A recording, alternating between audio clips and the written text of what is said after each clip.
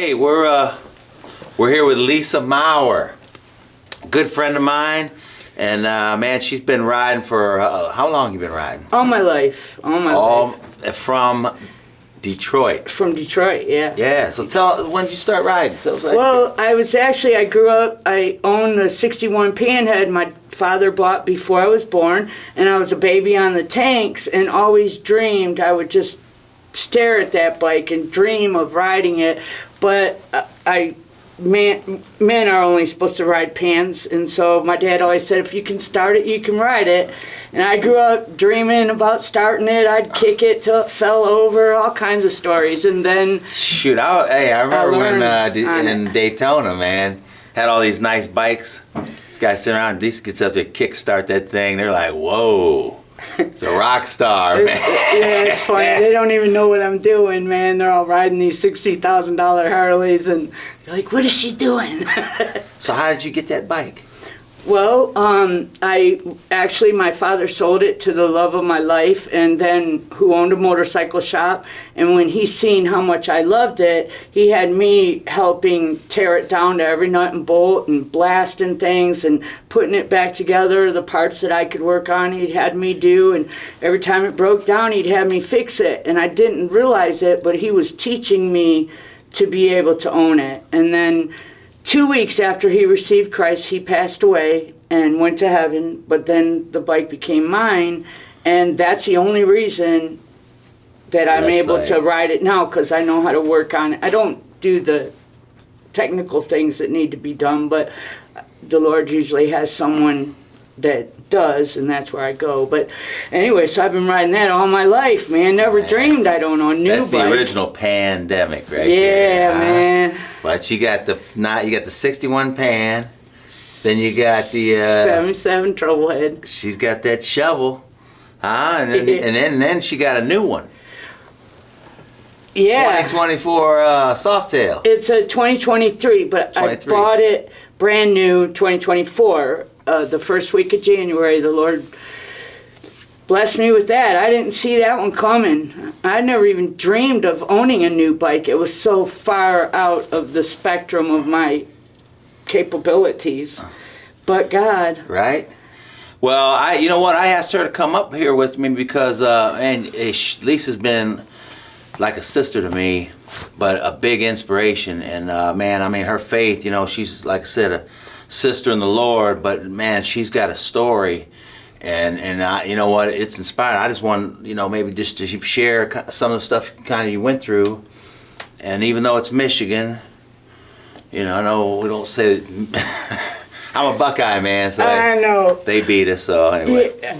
But her story is it's very inspiring of her story of faith. So I just want to ask you to share a couple things from the old days, what brought me to here. Yeah. Well, when I was real young, I didn't realize I got involved with the wrong crowd, and back then I became a drug runner before I was even 18, and got involved with some hardcore people and whatnot, and things happened, and then before I knew it, my father was on the run for 2 counts of first-degree murder, and it was crazy. And there was a moment in time, first few days in, he was kind of out of his mind, and ended up, I was being pistol whipped, and I could see it was a nickel-plated 44, and every time I'd see that glint, and it come down and hit my head, and there come a point where I couldn't move. I thought I was going to die, and I felt a small voice in me say, look into his eyes. And so I looked up, and I looked into my father's eyes, and I just mouthed, I didn't do it, because I didn't do what I was being accused of. And they were chanting in the background, kill her, drop her in the barrel, drop her in the lake, whatever. When I looked into my father's eyes and I mouthed that I didn't do it, he snapped out of his rage and he flipped that gun. I couldn't move, but I could see the glint, like John Wayne flipping his gun, and he put it in the mouth of one of the people saying that were chanting, and he said if he blew it. So anyway, he got the guy to shut up, and then he picked me up and he set me in this back room, and this was a cabin, real cold, way up north. There was no regular heat. It was wood stove, and I'm in this back room. It was real dark and cold, and I thought I was gonna die, you know, so many times, every time I woke up. But I had a little baby at home, and Like, how old was you right I was just around 18 then, because my son was 2. Okay. And so the thought of my son kept me wanting to live. But that whole time when I was in that back room, the Lord was with me. I could feel like I wasn't alone. And I talked to God, you know, but it wasn't like, oh God, if you would it was like, Lord, I knew what Jesus went through, and I knew his beatings, but he didn't deserve it. You know, I felt like I opened the door to the devil, whatever I had coming to me. But I knew Jesus didn't, and he took all that pain for me, for you, for all of us.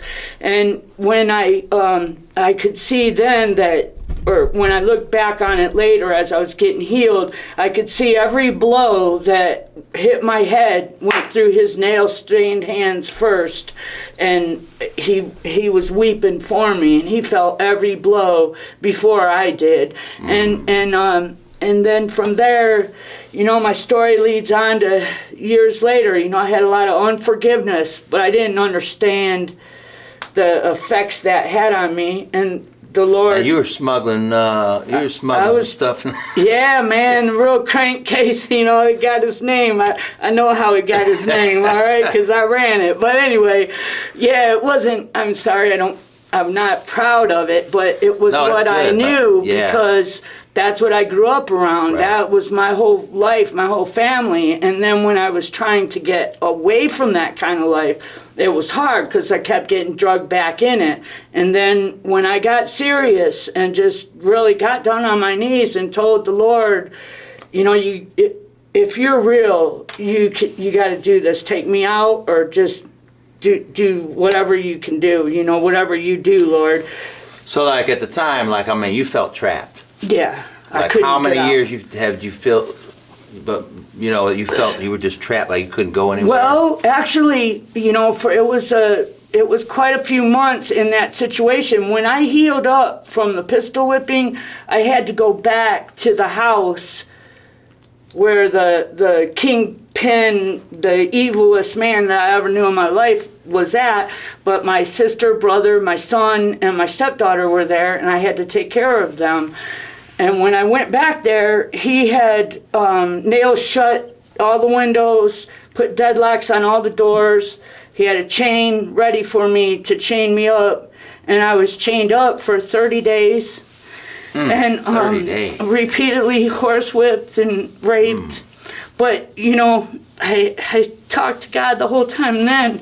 I would, when my brother would go to school, he would let me off the chain so I could get them ready for school. And I would make my son's lunch set out to where he could reach it in the refrigerator.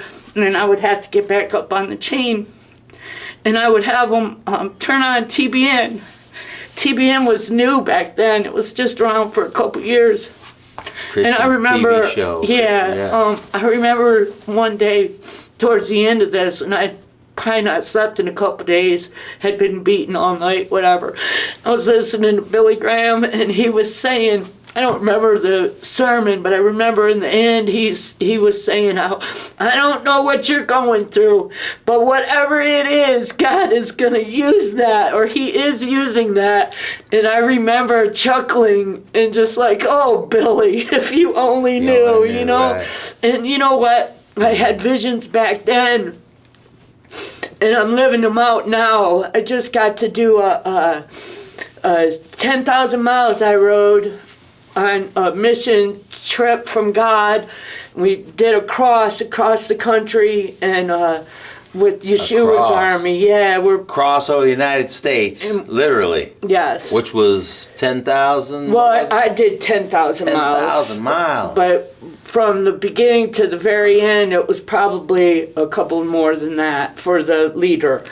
But yeah, but I gotta say though, that the one thing that really was holding me back, the Lord ended up a few years later. It took quite a few years. I kept trying to get sober, all the things. We've all been there. The meetings wasn't doing it for me. Nothing would. It had to be Jesus. Well, he picked me up from where I was living in Detroit, and he dropped me in Barberton, Ohio. I ain't never been to Ohio. Well, I did spend time in Toledo when I was younger, but I never expected to go to Barberton, and I was expecting to go home. I love Detroit, man. Any Detroiter knows we love our city. And anyway, so he had dropped me in Ohio, and it was very soon. I was sober. I was trying to understand the Bible, and right away I met my best friend whose father was a retired pastor, and he took me to church, and I got radically filled and set free. That was in 1993. I moved here in 92, and then right after that, I got hooked up with Akron Bible Church and our founding pastor, and then started discipling. I came in 95. I met you about 96. Right, You were all busted up. You was in some kind of wreck. I had a bad motorcycle You had wreck. like a body cast or the something. Lord had chastised me severely. That's how I met her. You know, and she was all busted up. You had your son with you. Yeah, he was a teenager then. He was a teenager. And I was like, wow, this girl's hardcore. You know, I heard a little bit of her story and stuff. And so, you know, you get a lot of stories, you know, with just crazy stuff with how their life changed. And so I was so inspired by yours.